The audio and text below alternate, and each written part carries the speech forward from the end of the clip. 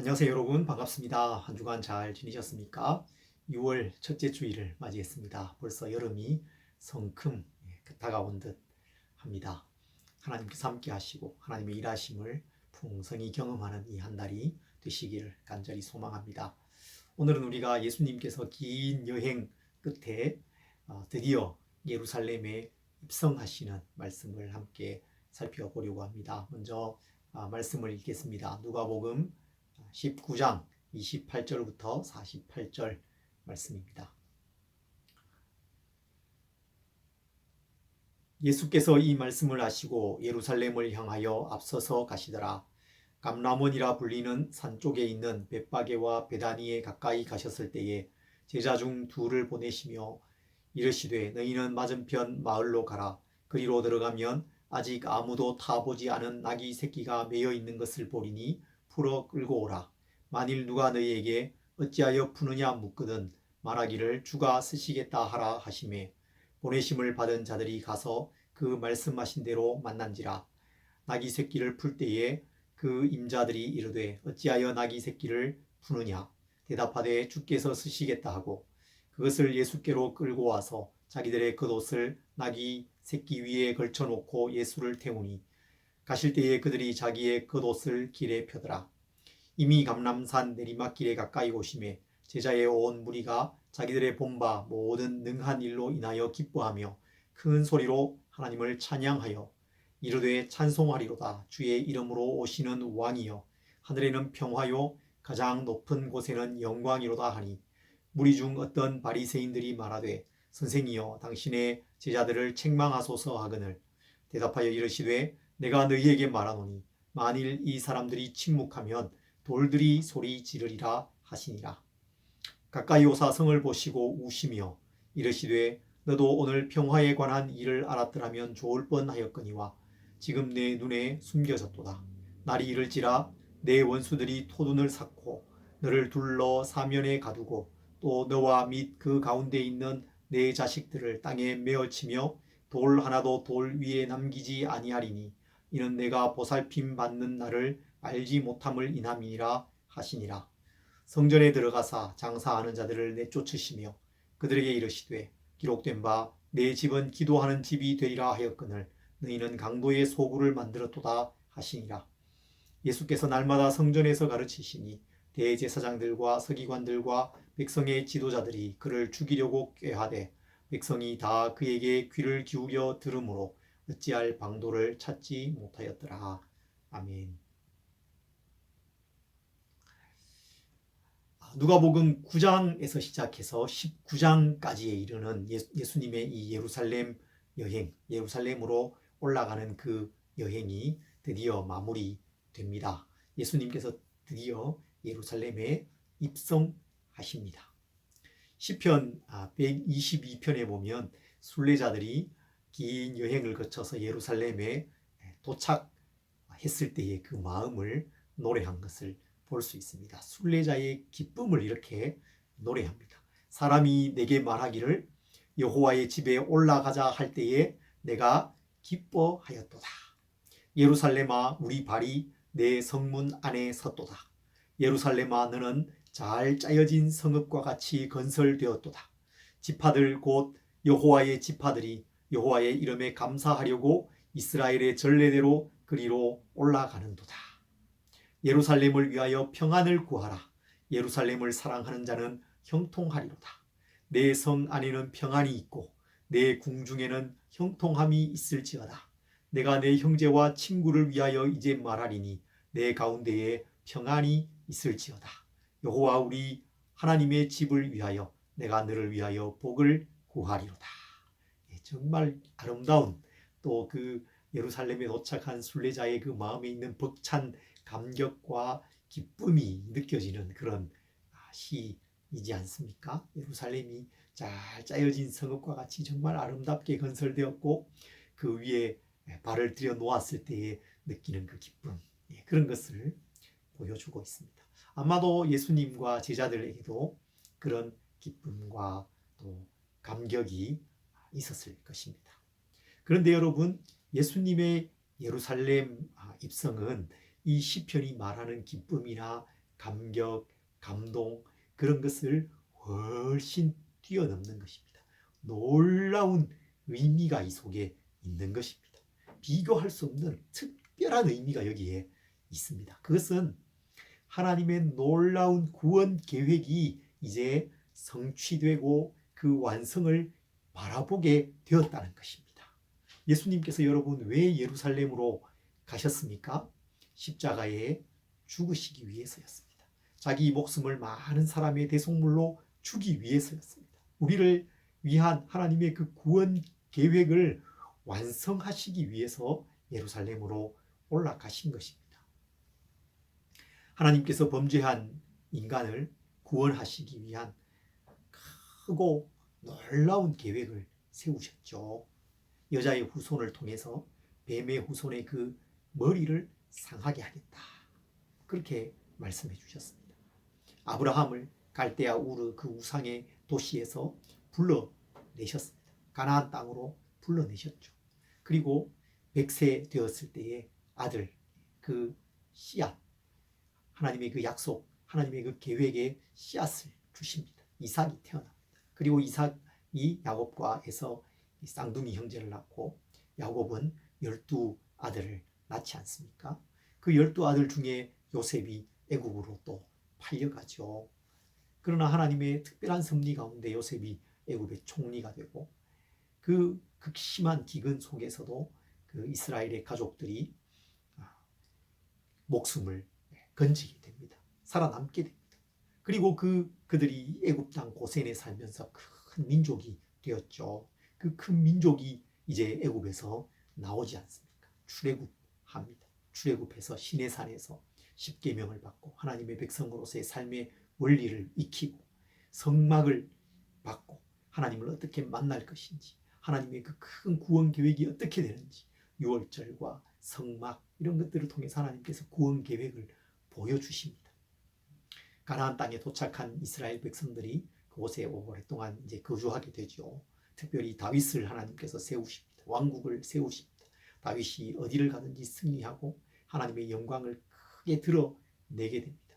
그리고 다윗의 몸에서 태어난 아들 솔로몬이 성전을 건축하게 되지 않습니까? 성전 가운데도 성전의 그 모든 제사와 대속제일의 그 일들 그 모든 것이 하나님께서 장차 어떻게 우리를 구원해 가실 것인지를 다 알려주고 있습니다. 하나님의 구원 계획이 이렇게 놀랍게 진행되어 가고 있는 것입니다. 이 구약의 역사를 우리가 다 살펴볼 수는 없죠. 그런데 이 크고 놀라운 구원 계획이 이제 예수님의 그 예루살렘 방문, 예루살렘에 도착하시는 것을 통해서 이제 정말 실현을 앞두고 있다는 것입니다. 실현을 바라보고 있다는 거예요. 오랜 기간에 걸쳐 이루어오신 하나님의 계획과 꿈이 마침내 성취되는, 마침내 그 꿈이 이루어지는 순간이라는 것입니다. 그래서 예수님께서 예루살렘에 발을 들여 놓으시는 이 순간은 정말 놀라운 순간이라는 것이죠. 예루살렘에 오신 예수님께서 예루살렘 성전으로 들어가시죠. 성전을 정결하게 하십니다. 내 집은 만민이 기도하는 집이다 말씀했는데 너희가 강도의 소굴을 만들어 놓았구나 하면서 그 장사하는 사람들 다 내어 쫓으시고 깨끗하게 하시죠. 성전에서 사람들을 가르치십니다. 논쟁하십니다. 또 두 렙돈의 동전을 넣는 그 과부를 성전에서 보시고 또 칭찬해 주셨습니다. 성전을 중심으로 주님의 예루살렘 이 사역이 이루어지는 것을 볼 수 있습니다. 솔로몬이 그 옛날 성전 기초를 놓고 성전 공사를 해서 7년 만에 성전을 건축하잖아요. 그 일이 있은 지 거의 1000년이라는 시간이 흘러서 이제 참 성전이 되시고 성전의 실체가 되시고 자기의 몸을 제물로 하나님께 올려드림을 통해서 우리의 죄를 씻어주실, 대속해 주실 그 예수님께서 참 성전이신 예수님께서 이제 예루살렘으로 들어오셨고 성전으로 들어가셨다는 것입니다. 예수님의 예루살렘 입성, 우리를 향한 하나님의 놀라운 구원이 나타나고 이루어지는 이 순간에, 이 상황 속에서 그 사람들, 예루살렘에 있는 사람들은 예수님에 대해서 어떤 태도를 보였을까요? 어떤 반응을 보였을까요? 매우 극명하게 두 가지의 상반된 반응이 나타납니다. 예수님을 환영하는 사람들이 있습니다. 그리고 예수님을 거절하는 사람들이 있었습니다. 오늘 우리가 이 사람들의 반응을 살펴보면서 또 예수님, 이 예루살렘에 오신 예수님이 어떤 분이신지를 살펴보면서 나 자신을 점검해보고 내가 예수님에 대해서 가지고 있는 태도가 어떠한가를 생각해보는 그런 시간이 되었으면 좋겠습니다. 우리는 먼저 예루살렘에 오신 예수님이 어떤 분이신지를 생각해야 합니다. 예수님은 먼저 평화의 왕이십니다. 나귀 새끼를 타고 예루살렘으로 들어오셨습니다. 이것은 스가랴 9장 9절 말씀의 성취입니다. 시온에 따라 크게 기뻐할지어다. 예루살렘에 따라 즐거이 부를지어다. 보라, 내 왕이 내게 임하시나니 그는 공의로우시며 구원을 베푸시며 겸손하여서 나귀를 타시나니 나귀의 작은 것 곧 나귀 새끼니라. 정말 그 문자 그대로 성취되는 것을 볼 수 있습니다. 하나님 나라의 왕은 정복자나 폭력자가 아닙니다. 군림하는 왕이 아닙니다. 말을 타고 군사력을 가지고 진군해 들어오는 그런 사람이 아닙니다. 이것은 솔로몬의 즉위식에서도 볼 수 있습니다. 열왕기상 1장에 보면 솔로몬이 왕으로 세워집니다. 다윗이 선지자와 제사장을 보내서 솔로몬을 왕으로 세우는데 다윗의 그 노새에 솔로몬을 태웁니다. 그리고 기혼에 가서 솔로몬에게 기름을 부어서 왕으로 삼죠. 평화의 왕이죠. 솔로몬이라는 그 이름이 평화라는 뜻이 있지 않습니까? 예수님도 그렇습니다. 예수님은 겸손하신 왕, 평화의 왕이십니다. 예수님은 하나님과 우리 사이에 이 원수된 것을 화해하게 하십니다. 화목하게 하십니다. 평화를 가져다 주시는 왕이시라는 것입니다. 로마서 5장 8절과 10절에 이렇게 말씀합니다. 우리가 아직 죄인 되었을 때에 그리스도께서 우리를 위하여 죽으심으로 하나님께서 우리에 대한 자기의 사랑을 확증하셨느니라. 곧 우리가 원수 되었을 때에 그의 아들의 죽으심으로 말미암아 하나님과 화목하게 되었은즉 화목하게 된 자로서는 더욱 그의 살아나심으로 말미암아 구원을 받을 것이니라. 우리가 하나님과 원수였다는 것입니다. 우리가 죄인일 때에 하나님은 원수였습니다. 하나님의 진노가 우리에게 있었습니다. 그런데 예수님께서 우리가 하나님과 원수되었고 죄인이었고 연약할 그때에 우리를 위하여 죽으심으로 하나님께서 우리를 얼마나 사랑하시는지를 보여주셨고 하나님과 우리가 화목하도록 그 사이에 평화가 있게 해주셨다. 그렇게 말씀하고 있습니다. 오늘 본문 38절에서도 무리들이 예수님을 환영하면서 평화를 노래해요. 이르되 찬송하리로다. 주의 이름으로 오시는 왕이여 하늘에는 평화요 가장 높은 곳에는 영광이로다. 하늘에는 평화요. 그렇게 말씀하고 있습니다. 예수님은 우리에게 참된 평화를 가져다 주시는 분이시죠. 요한복음에 평안을 너희에게 끼치노니 곧 나의 평안을 너희에게 주노라. 내가 너희에게 주는 것은 세상이 주는 것과 같이 아니하니라. 너희는 마음에 근심하지도 말고 두려워하지도 말라. 참된 평화. 세상이 우리에게 줄 수 없는 우리 마음의 내적인 깊은 평안, 어떤 것도 흔들 수 없는 그런 평안을 우리에게 주시는 것입니다. 주님께서 우리에게 주시는 이 참된 평안을 누리시기를 바랍니다. 또 예수님은 모든 피조물의 찬양을 받으시기에 합당하신 창조주이십니다. 그래서 모든 피조물이 하나님을 찬양하고 예수님을 찬양합니다. 시편 19편에 하늘이 하나님의 영광을 선포하고 궁창이 그 손으로 하신 일을 나타내는도다. 그 창조주 하나님을 이 모든 피조물이 찬양하지 않습니까? 그와 마찬가지로 예수님을 또한 찬양합니다. 창조주를 알아보는 것입니다. 물이 예수님을 만났을 때에 그 얼굴이 붉어졌죠. 포도주가 되었습니다. 바람과 바다도 주님의 그 말씀 잔잔하라 고요하라 하시는 그 말씀 앞에 순종합니다. 잔잔해집니다. 고요해집니다. 예수님의 예루살렘 입성을 환영하고 소리치는 사람들을 보면서 바리새인들이 불평합니다. 제자들을 책망하십시오. 저렇게 소리 지르지 못하게 하십시오. 말합니다. 그때 예수님이 말씀하시죠. 만일 이 사람들이 침묵하면 돌들이 소리 지르리라. 돌들이 소리 지를 것이다. 여러분, 이 말씀은 오늘 우리의 사명이 무엇인지를 분명하게 보여주고 있습니다. 무엇입니까?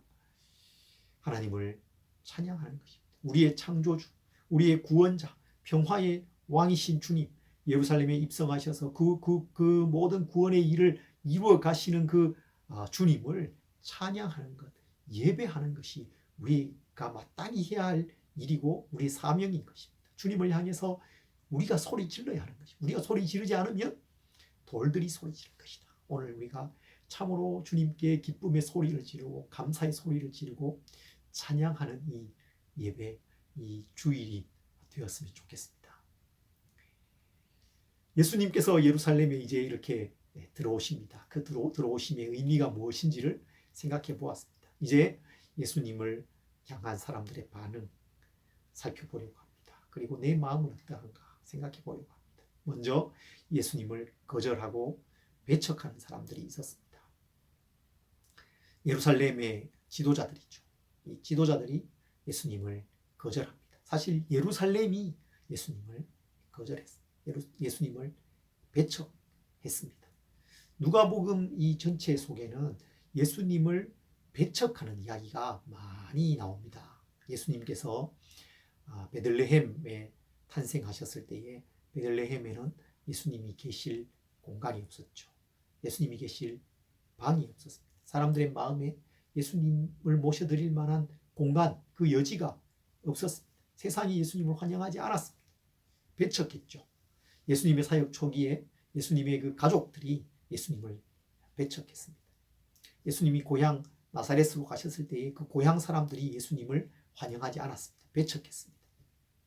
예수님께서 거라사에 가셔서 그 거라사에 있는 광인, 그 귀신 들린 사람, 그 흉악하게 귀신 들린 사람의 귀신을 내어 쫓고 그를 자유롭게 하고 그를 회복시켜 주셨는데 그 거라사 사람들의 반응이 어땠습니까? 예수님을 환영하지 않았습니다. 예수님이 떠나가시기를 간구했습니다. 예수님이 예루살렘으로 오시는 길에 사마리아를 들르십니다. 사마리아에 가셔서 사마리아를 통과해서 오시기를 원하셨기 때문에 사마리아로 가셨는데 사마리아 사람들이 예수님이 유대인이라고 해서 예수님을 배척하죠. 그래서 예수님께서 사마리아로 들어가지 못하시고 길을 우회해서 멀리 이렇게 돌아서 요단강 건너편으로 이렇게 돌아서 여리고를 통해서 예루살렘으로 들어오시는 것을 볼 수 있습니다. 그리고 마지막으로 지금 예루살렘에 오셨는데 예루살렘도 예수님을 배척하고 있습니다. 자기 땅에 왔지만 자기 백성이 영접하지 않는 것입니다. 배척하는 것입니다.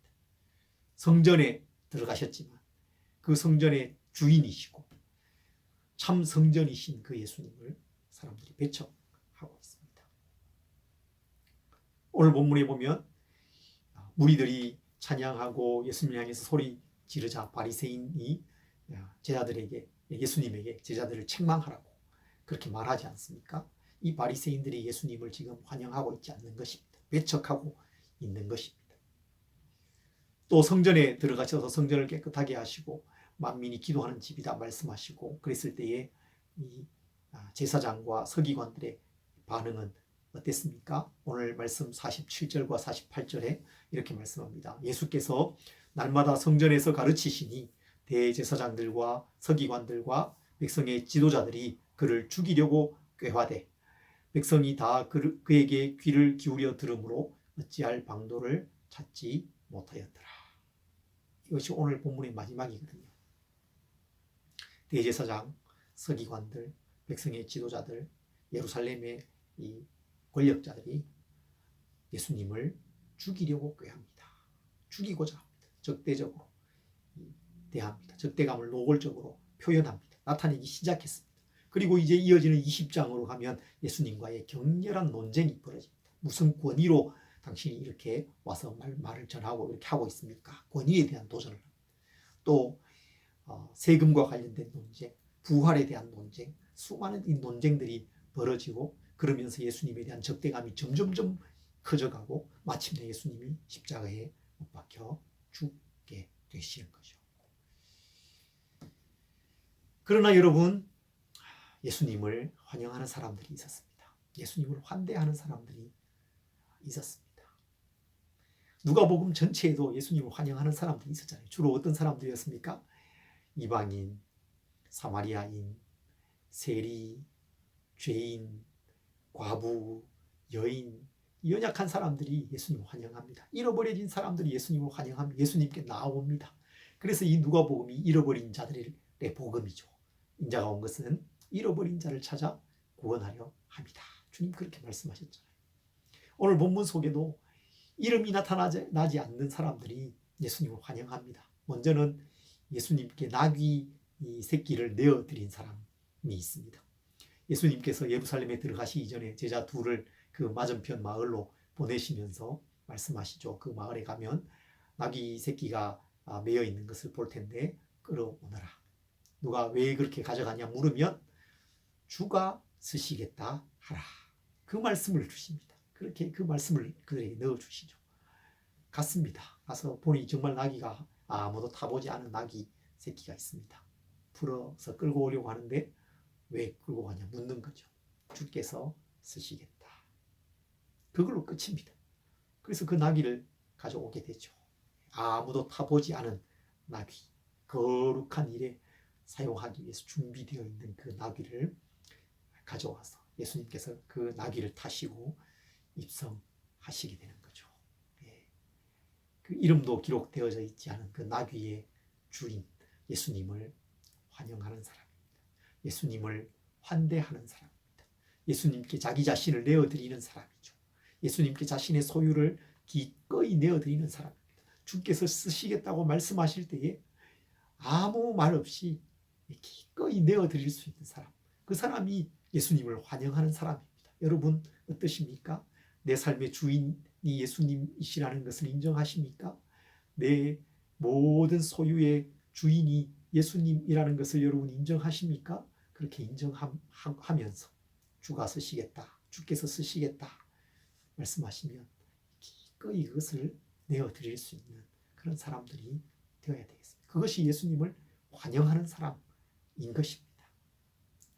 또 예수님 입성하실 때에 주님을 환영하고 찬송하는 사람들이 있었죠. 나귀를 타시고 예루살렘으로 들어오실 때에 환영합니다. 제자들이 옷을 그 나귀에게 덮고 예수님 타시고 또 오실 때에 그 나귀의 그 길에 옷을 펴면서 그렇게 했잖아요.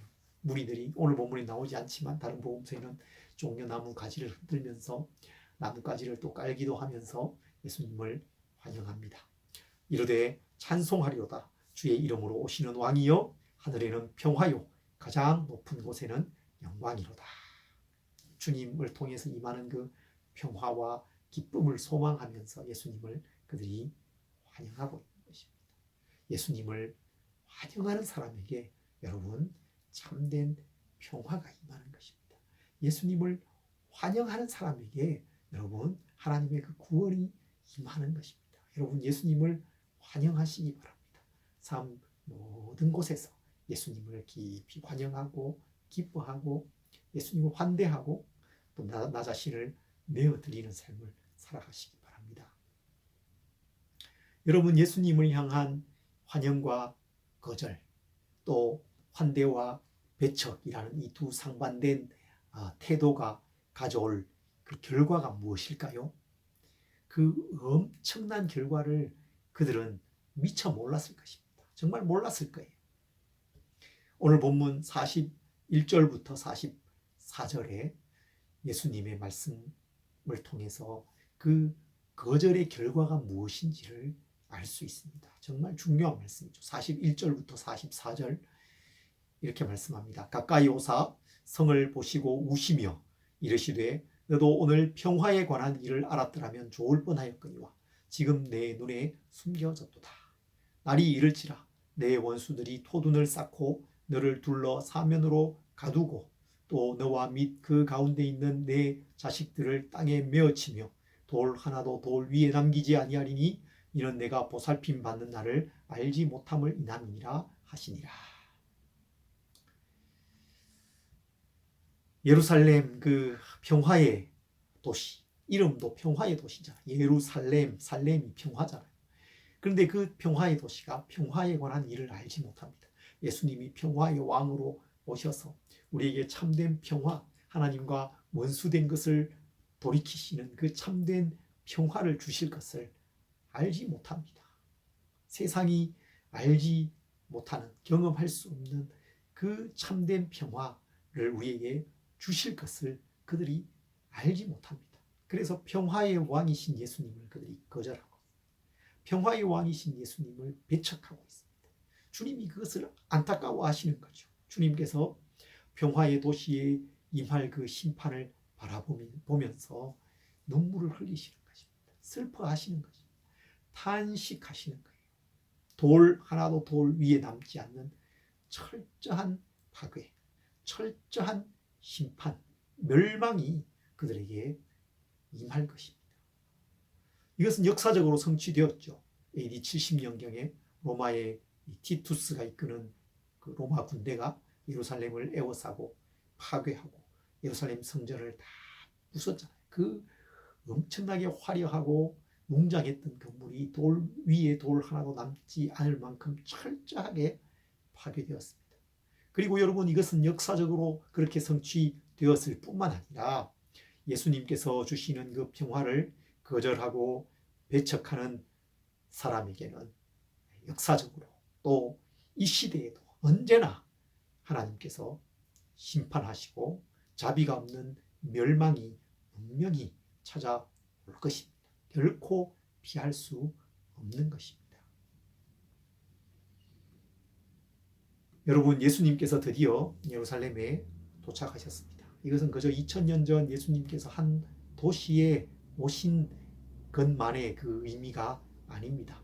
우리를 구원하시기 위해서, 하나님의 그 놀라운 구원을 성취하시기 위해서 예수님께서 그 긴 역사를 넘어서 우리에게 도착하신 사건입니다.